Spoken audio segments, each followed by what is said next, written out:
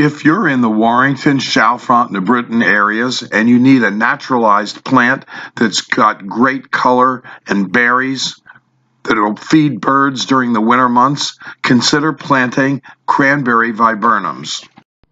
Birds and butterflies will like the Cranberry Viburnums that you plant. The fruit is showy and edible. It's used as a hedge or a specimen planting.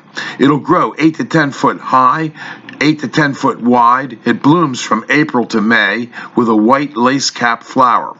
It likes full sun or partial shade, and it can take some wet soils, not a bog soil, but a wet, heavy clay soil will be fine for this plant. And you can pick them up at Highland Hill Farm on Route 313, just outside of Fountainville, PA. The best route to take to get to Highland Hill Farm from Warrington is to drive north on Route 611. Take the 611 bypass around Doylestown, getting off at the exit for Dublin, Route 313. Turn left onto 313, heading towards Quakertown. We're about a mile and a half on the right across the street from Peace Valley Park.